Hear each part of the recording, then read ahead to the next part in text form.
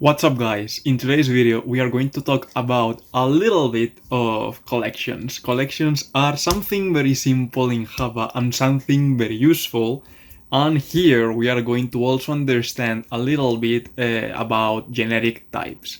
So let's start, and we are going to start talking about lists. So basically, what is a list? A list is something very similar to an array, but in this case, instead of being data type or something like that, this is an object, and you can do plenty of things with objects in Java, as you remember. So first things first, there are a lot of types of list. So you have here the array list, the linked list, and the tree set.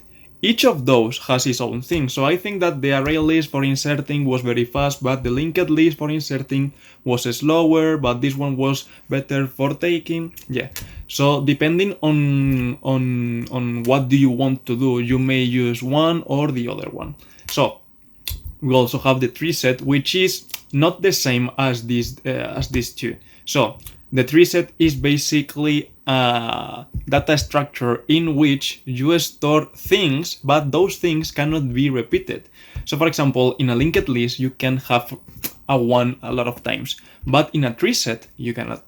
So knowing this, we have to know that, for example, the tree set implements collection, and well, all the data structures in Java implement collection, and for example, linked list also implements list. So lists implements collection, and the tree set I think implements set that as well implements collection. So knowing that, we are going to see what I told you about generic types. What does that mean? If you see, you can make a list of anything, and that is generic because the list can be a list of anything.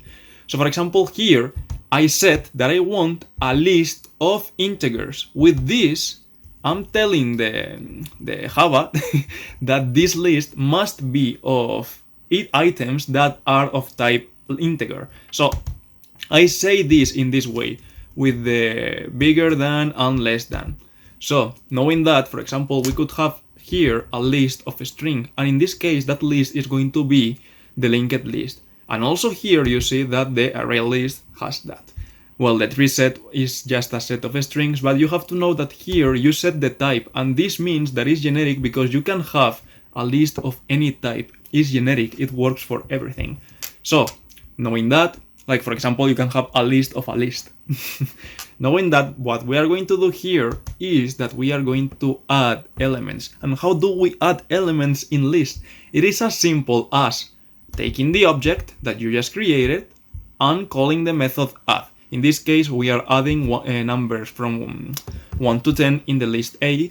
In the list B, we are going to add numbers from 0 to 10. Well, we are going to add the strings that has an n and a number from 0 to n.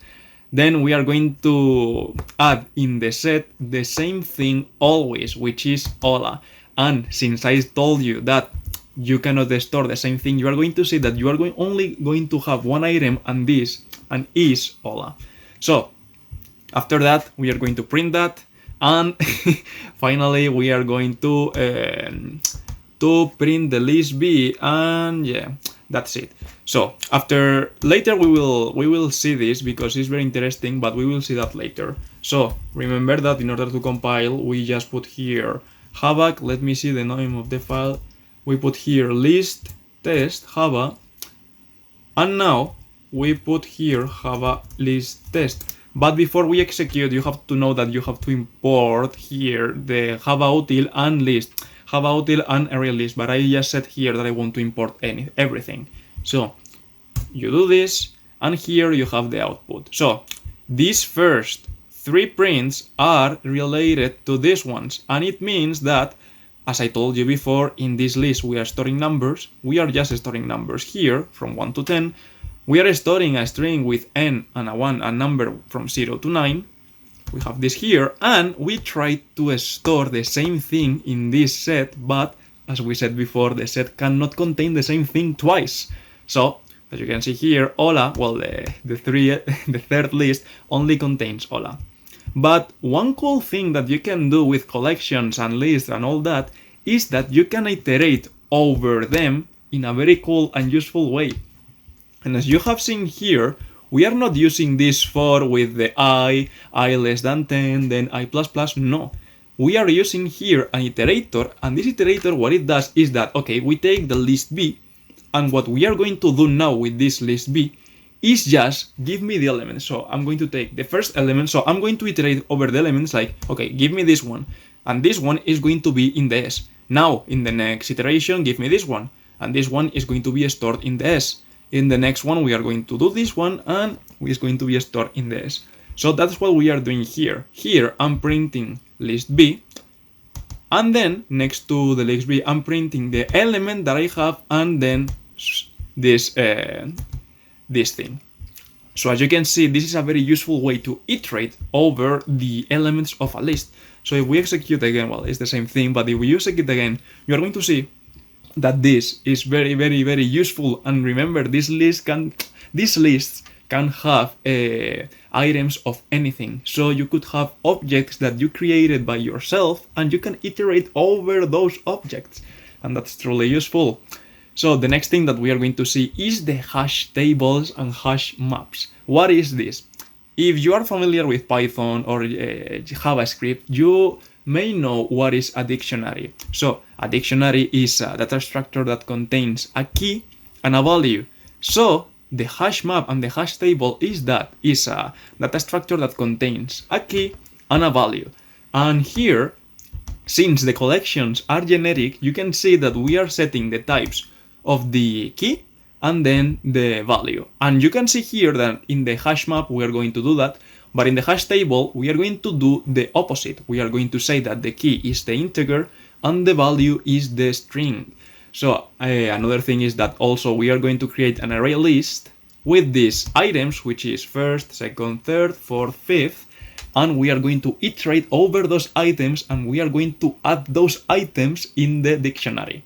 So how does that work? So, as we said before, we have the hash table and the hash map.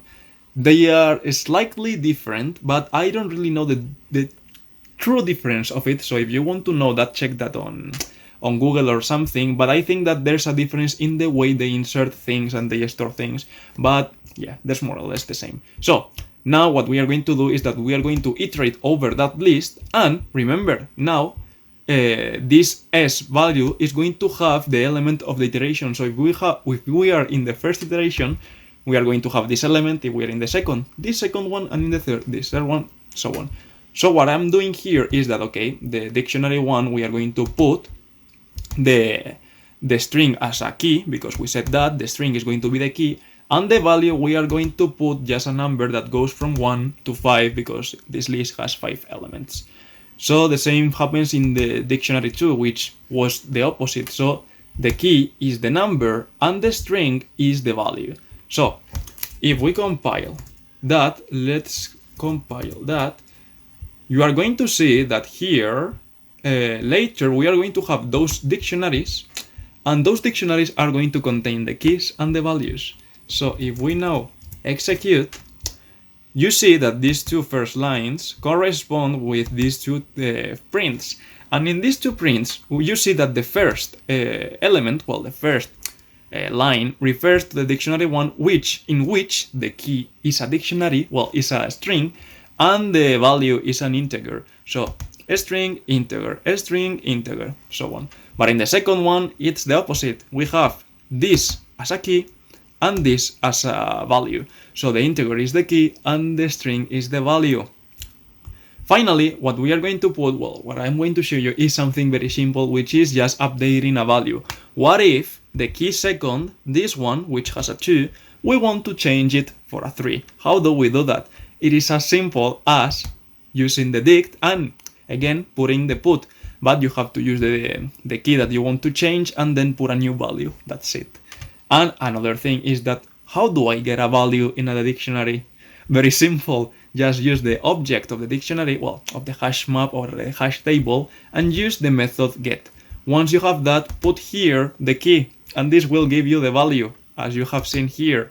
So that was everything for collections in Java. Like, there are more collections, there are more things, but I think that these ones are the most simple ones, are the most used.